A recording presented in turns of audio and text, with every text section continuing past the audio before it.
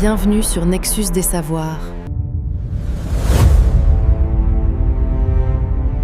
J'ai tout laissé derrière moi. Chaque projet, chaque promesse, ils sont tous là, juste au-delà de la lumière.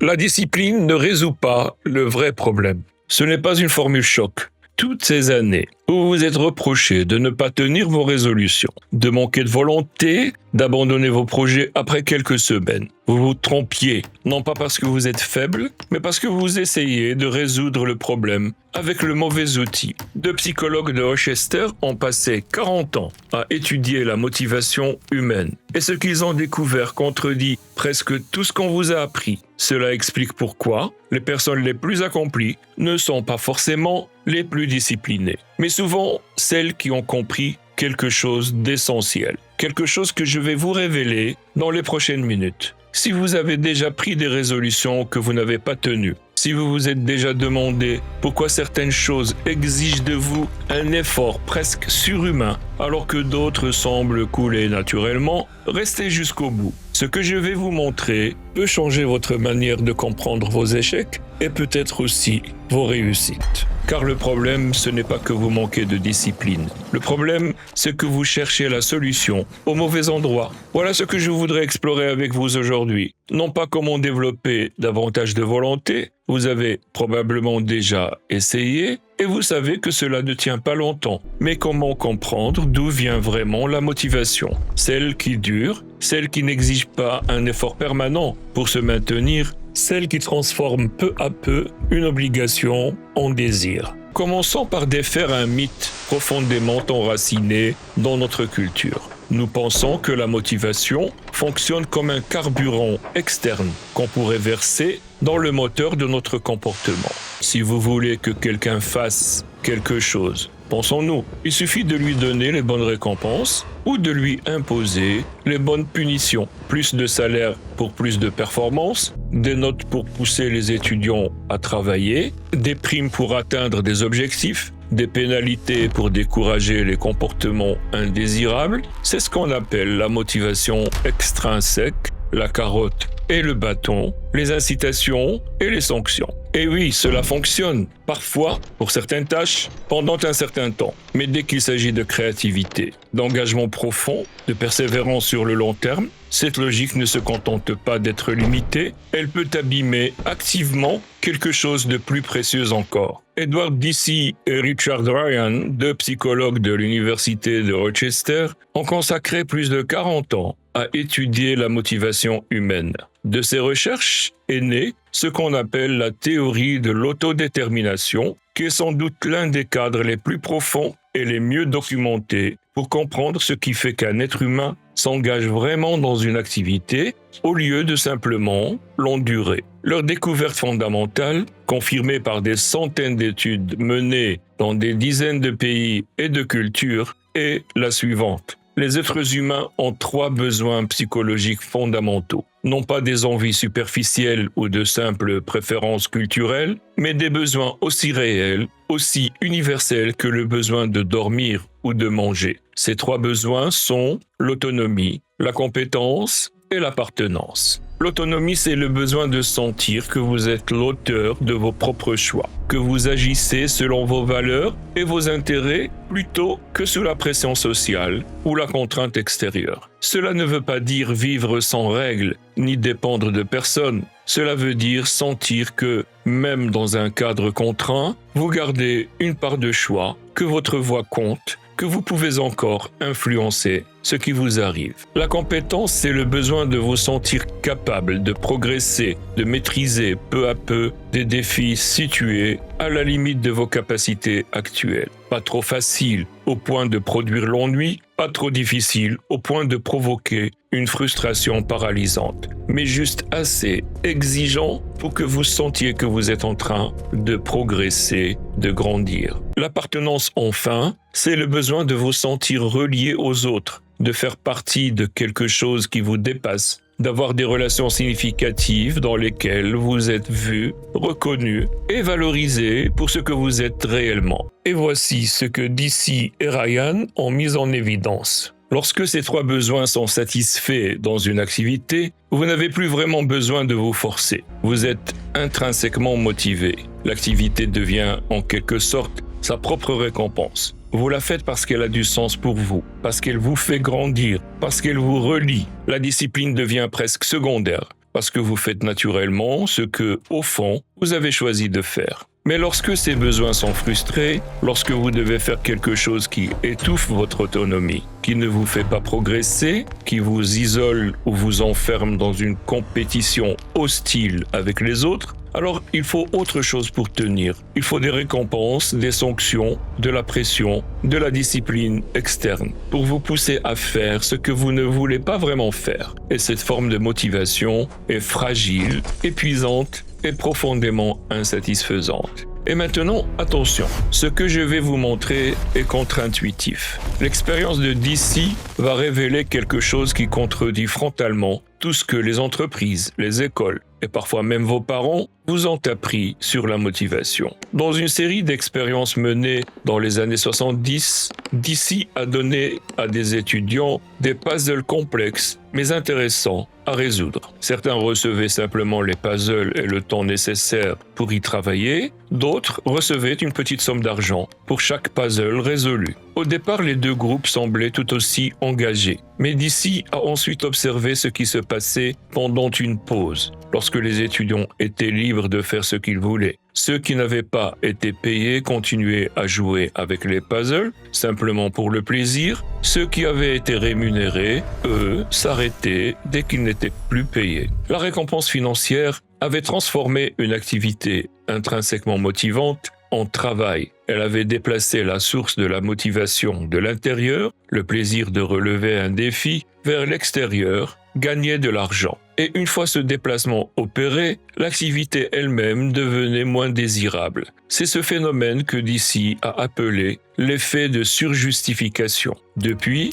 il a été répliqué des centaines de fois dans des contextes très différents. Autrement dit, des récompenses externes peuvent bel et bien diminuer la motivation intrinsèque qu'une personne possédait au départ. Cela ne veut pas dire que les récompenses sont toujours mauvaises, ni que vous devriez travailler gratuitement. Cela veut dire quelque chose de plus subtil et de bien plus important. La manière dont vous encadrez une activité, la manière dont vous la comprenez pour vous-même, détermine si elle va épuiser votre motivation ou, au contraire, la nourrir. Si vous faites du sport uniquement pour perdre du poids, comme une obligation pénible orientée vers un résultat externe, vous devez vous forcer en permanence. Mais si vous trouvez une activité physique qui répond à vos 3 besoins psychologiques, vous choisissez librement ce que vous faites, vous progressez de façon visible, vous le faites avec des personnes que vous appréciez, alors vous n'avez presque plus besoin de vous forcer. L'activité se soutient presque d'elle-même. Mais il existe une autre dimension de la motivation que je voudrais absolument explorer avec vous, parce qu'elle touche à quelque chose de profond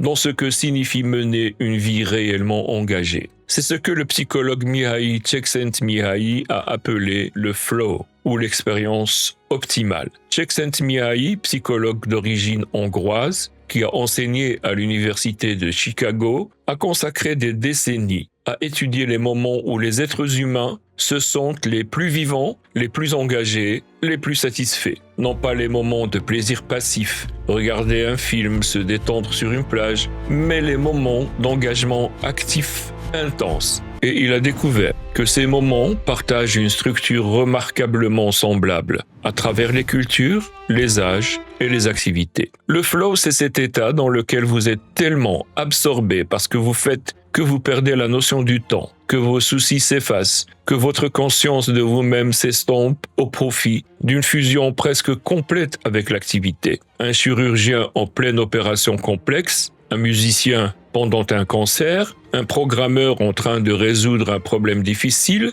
un artisan façonnant une œuvre délicate, ou même une personne plongée dans une conversation profonde avec quelqu'un qu'elle aime. Selon les recherches de Csikszentmihalyi, ces moments de flow sont précisément ceux où les individus rapportent le plus haut niveau de satisfaction et de sens dans leur existence. Mais voilà ce qu'on vous dit rarement sur le flow, et c'est là que cela devient vraiment intéressant pour votre vie quotidienne. Et voici ce qui est fascinant. Le flow n'apparaît pas quand vous êtes totalement détendu, quand tout est simple, facile, confortable. Il apparaît précisément lorsque vous êtes face à un défi légèrement au-dessus de vos compétences actuelles, mais pas au point de vous submerger. Cette zone étroite, située entre l'ennui et l'anxiété, Csikszentmihalyi l'appelait le canal du flow. Trop facile, vous vous ennuyez et vous vous désengagez. Trop difficile, vous devenez anxieux et vous abandonnez. Mais lorsque le défi épouse presque parfaitement vos capacités du moment, quelque chose de remarquable se produit.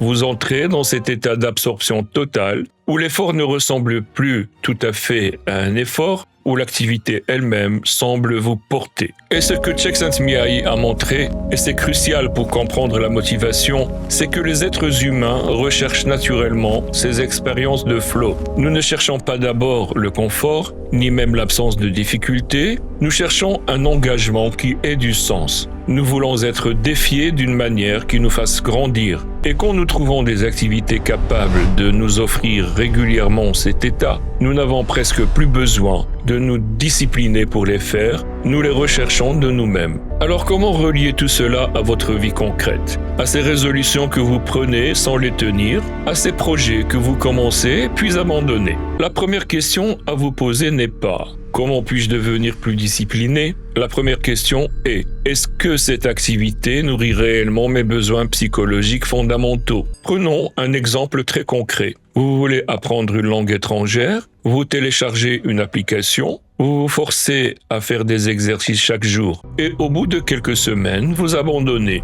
Probablement pas parce que vous manquez de volonté, mais parce que cette façon d'apprendre ne satisfait presque aucun de vos 3 besoins. L'autonomie est frustrée parce que vous suivez un parcours imposé dans un ordre décidé par l'algorithme, sans réelle possibilité de choisir ce qui vous intéresse. La compétence est mal ajustée parce que l'application ne sait pas vraiment où vous en êtes. Elle vous fait répéter des choses trop faciles ou vous confronte à des difficultés trop brutales, sans cette progression graduelle qui permet justement l'entrée dans le flow. Et l'appartenance, elle, est absente parce que vous apprenez seul, sans lien vivant avec des locuteurs de cette langue, sans contexte social qui donne un sens réel à votre apprentissage. Maintenant, imaginez une autre approche. Vous décidez d'apprendre cette langue parce qu'un voyage vous attend, ou parce que vous voulez lire un auteur dans sa langue originale, ou encore parce que vous aimeriez parler avec votre belle famille qui ne parle pas la vôtre. Vous choisissez vos propres ressources en fonction de ce qui vous attire réellement. Vous trouvez un partenaire de conversation, en ligne ou dans votre ville, avec qui vous échangez régulièrement. Puis vous vous fixez des défis progressifs. Tenir une conversation de 5 minutes, puis 10, lire un court article, puis un chapitre de livre. Vous progressez de manière visible, vous avez une raison personnelle claire et vous êtes en lien avec quelqu'un dans ce processus. Cette deuxième approche demande moins de discipline que la première et non davantage, parce qu'elle travaille avec votre psychologie au lieu de travailler contre elle. Il y a une dimension philosophique de cette question que je voudrais aborder maintenant, parce qu'elle touche à quelque chose d'essentiel dans ce que signifie être humain. Friedrich Nietzsche, dans sa critique radicale de la morale traditionnelle, opposait ce qu'il appelait la morale des esclaves à la morale des maîtres. Sans entrer dans toutes les difficultés de cette distinction, il y a là une intuition profonde. Une vie vécue entièrement selon des obligations extérieures, selon ce que les autres attendent de vous, selon des règles que vous n'avez pas choisies et auxquelles vous obéissez par peur ou par conformité, est une vie appauvrie, une vie d'esclave au sens métaphorique. Une vie véritablement libre, selon Nietzsche, est une vie dans laquelle vous créez vos propres valeurs, vous choisissez vos propres défis et vous vous dépassez, non pas parce que vous y êtes contraint, mais parce que cela exprime ce que vous voulez devenir. Et cette intuition nietzschéenne résonne fortement avec ce que Deci et Ryan ont montré empiriquement. La motivation la plus puissante, la plus stable, la plus durable n'est pas celle qui naît des récompenses extérieures ou de la pression sociale, c'est celle qui naît d'un alignement profond entre ce que vous faites et ce que vous êtes, entre vos actions et vos valeurs les plus intimes. Nous arrivons maintenant à la partie la plus concrète. Comment transformer tout cela en action réelle dès demain? Aristote, bien avant Nietzsche, avait déjà saisi quelque chose de semblable. Dans l'éthique à Nicomaque, il distingue les activités que nous accomplissons en vue d'autre chose, travailler pour gagner de l'argent, faire du sport pour rester en bonne santé, et les activités qui sont leur propre fin, que nous poursuivons pour elles-mêmes. Et il suggère que le bonheur véritable, ce qu'il appelle le daimonia, ne réside pas dans l'accumulation de plaisirs ou de récompenses extérieures, mais dans l'exercice de nos capacités les plus hautes à travers des activités qui ont pour nous une valeur intrinsèque. Ce que Aristote appelait eudaimonia ressemble beaucoup à ce que Csikszentmihalyi décrit lorsqu'il parle du flow et à ce que Deci et Ryan décrivent lorsqu'ils parlent de motivation intrinsèque. C'est cet état dans lequel vous faites quelque chose non pour obtenir autre chose, mais parce que l'activité elle-même devient l'expression de ce que vous êtes et de ce que vous cherchez à devenir. Alors comment passer de cette compréhension à l'action? Comment réorganiser votre vie de façon à nourrir la motivation intrinsèque au lieu de dépendre sans cesse de la discipline et de la volonté? La première stratégie, et elle est fondamentale, consiste à faire un inventaire honnête de vos activités actuelles à la lumière de ces 3 besoins psychologiques. Prenez une feuille de papier, listez les grandes activités de votre vie, votre travail, vos loisirs, vos projets, vos engagements. Puis pour chacune, posez-vous 3 questions. Est-ce que j'y ressens de l'autonomie? Est-ce que j'ai le sentiment d'avoir des choix, que ma voix compte? Est-ce que j'y progresse? Est-ce que je sens que je deviens meilleur, que j'apprends réellement quelque chose? Et enfin, est-ce que cette activité me relie aux autres? Est-ce qu'elle me met en lien avec des personnes que j'apprécie ou avec une communauté qui a du sens pour moi? Les activités pour lesquelles vous répondez oui à ces 3 questions sont généralement celles qui se maintiennent le plus naturellement. Vous n'avez pas besoin d'une grande quantité de discipline pour les poursuivre parce qu'elles nourrissent vos besoins psychologiques fondamentaux. En revanche, les activités pour lesquelles vous répondez non à une ou plusieurs de ces questions sont souvent celles où vous devez vous forcer sans cesse. Et tôt ou tard, vous risquez soit de les abandonner, soit de les accomplir de façon minimale,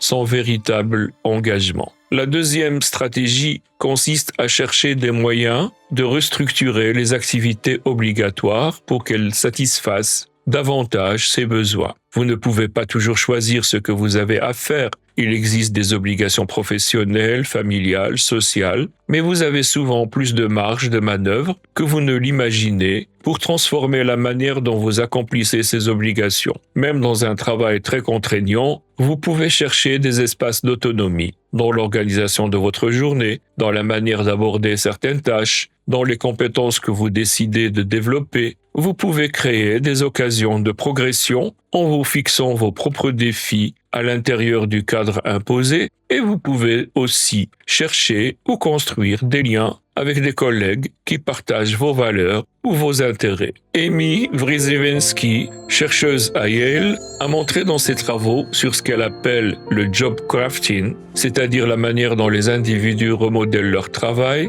que même dans des emplois apparemment très rigides, les personnes qui prennent l'initiative de modifier leurs tâches, leurs relations ou simplement leur manière de penser leur activité rapportent des niveaux nettement plus élevés de satisfaction et d'engagement. Elle transforme ce qui n'était qu'un job en ce qu'elle appelle une calling, une vocation, non pas en changeant d'emploi, mais en changeant le rapport à cet emploi. La troisième stratégie consiste à calibrer avec soin le niveau de défi dans vos projets personnels afin d'entrer régulièrement dans l'état de flow. Trop souvent, nous nous fixons des objectifs soit trop faciles, soit démesurément ambitieux. Trop facile, nous nous ennuyons et nous nous désengageons. Trop ambitieux, nous nous décourageons très tôt et nous abandonnons avant même d'avoir réellement commencé. Le sweet spot, comme l'a montré Csikszentmihalyi, se situe environ à 4% au-dessus de votre niveau actuel de compétence.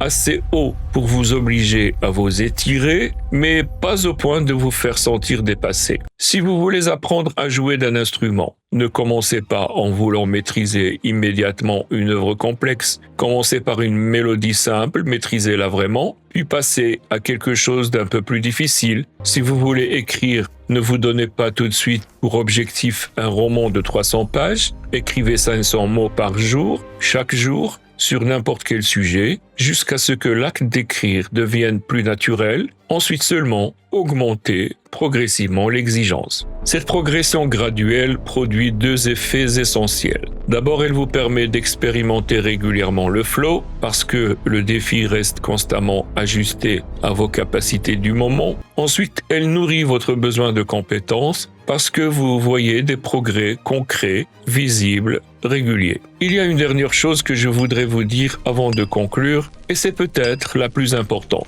La motivation intrinsèque ne veut pas dire que tout deviendra facile, agréable, fluide, sans effort. Ce n'est pas cela. Dans toute activité qui en vaut réellement la peine, il y a des moments difficiles, des phases de découragement, des obstacles qui paraissent presque insurmontables. Mais la différence, c'est que lorsque vous êtes intrinsèquement motivé, ces difficultés ne vous arrêtent pas. Vous les traversez parce que cette activité a du sens pour vous, parce qu'elle exprime quelque chose d'essentiel en vous, parce que même les moments difficiles appartiennent encore à un projet qui vous tient profondément à cœur. La discipline peut vous faire commencer, mais seule la motivation intrinsèque peut vous faire continuer sur la durée, transformer une résolution en mode de vie et un projet en accomplissement. Ce que je voudrais que vous reteniez aujourd'hui, c'est ceci. Vous n'avez pas besoin de devenir quelqu'un d'autre, pas quelqu'un de plus discipliné, de plus dur, de plus apte à se forcer.